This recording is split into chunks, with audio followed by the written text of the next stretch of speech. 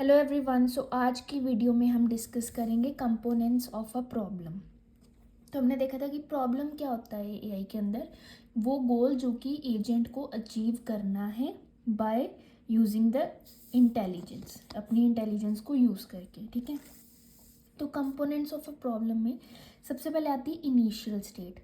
अब ये क्या है, ये प्रॉब्लम का स्टार्टिंग पॉइंट है, मतलब जहाँ से एजेंट शुरू करेगा। ठीक है, तो कोई भी प्लानिंग्स या एक्शंस जो होती हैं वो इसी स्टेट से शुरू होती है। ठीक है, फॉर एग्जांपल जो मेज़ सॉल्विंग एक गेम होती है, ठीक है, उसमें इनिशियल स्टेट क्या हो जाती है, स्टार्टिंग सेल ऑफ द मेज़। ठीक है, और चेस गेम के अंदर इनिशियल स्टेट क्या हो जाती है, स्टार्टिंग बोर्ड कॉन्फ़िगरेशन, जो स्टार्टिंग का बोर्ड है। तो यहाँ से जो है वो प्रॉब्लम को सॉल्व करना शुरू करता है एजेंट, तो वो इनिशियल स्टेट हो गया as the name suggest. Next is goal state. Goal state जो होती है that is the desired final state that the agent wants to reach, मतलब जो सोल्यूशन होता है हमारा। तो जो भी हम सारे एफर्ट्स करेंगे, जो भी एजेंट्स जो भी प्लानिंग्स या स्ट्रेटजीज बना रहा है वो गोल तक पहुंचने के लिए बना रहा है। So it is the desired final state. For example मेज़ गेम के अंदर एग्जिट तक पहुंचना इज़ द गोल स्टेट। ठीक है, और मेडिकल डायग्नोसिस में हमारी गोल स्टेट क्या हो जाएगी कि हम करेक्ट डिसीज़ को आइडेंटिफाई कर पाए। ठीक है, तो अ फंक्शन और a condition tells whether the goal has been achieved और नॉट।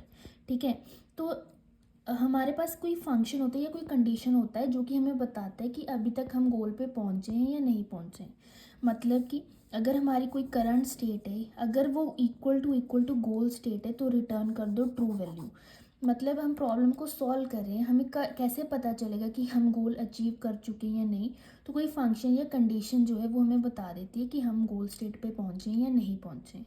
ठीक है, उसके बाद आते हैं हमारे पास ऑपरेटर्स। ठीक है, तो ये सारे कंपोनेंट्स है किसी भी प्रॉब्लम के।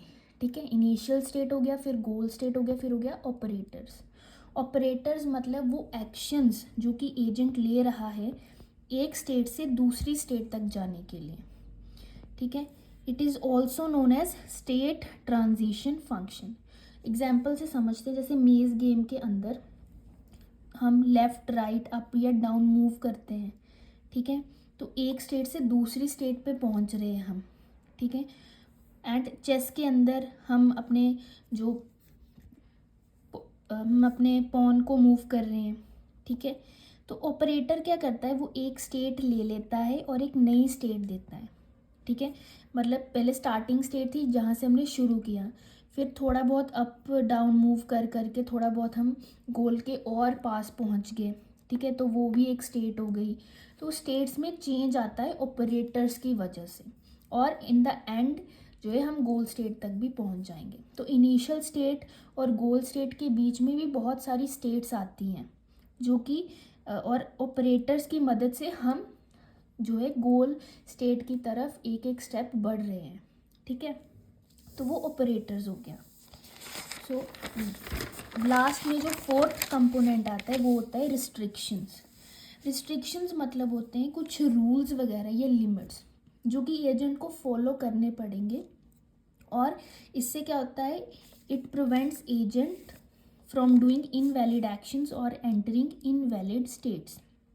फॉर एग्जाम्पल मेज़ के अंदर walk the agent can't walk through the walls. ठीक है, थ्रू द वॉल्स हम मूव नहीं कर सकते, वो रूल होता है।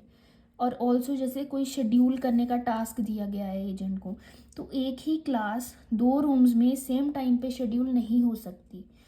ठीक है, तो ये कुछ रूल्स एंड रेगुलेशंस जो एजेंट को फॉलो करने पड़ते हैं वो रिस्ट्रिक्शंस के अंदर आते हैं। इससे क्या होता है कि नंबर ऑफ स्टेट्स जो इनवैलिड स्टेट्स होती हैं वो भी रिड्यूस होती हैं, और जो प्रॉब्लम है वो मोर रियलिस्टिक बनती है, क्योंकि उसमें से जो कुछ पॉसिबिलिटीज़ थी जो कि इनवैलिड थी, ठीक है, वो रिस्ट्रिक्शंस की मदद से रिमूव हो जाती हैं। So they reduce the number of possible states. जैसे पॉसिबल ये भी था कि थ्रू द वॉल्स वो मूव करके सीधा ही स्टार्ट से एग्जिट पहुंच जाए, तो वो तो एक्चुअल में नहीं होता है। ठीक है, वो रूल्स के खिलाफ होता है। तो it reduces number of possible states and makes the problem more realistic. So this was all about the components of a problem. Thank you.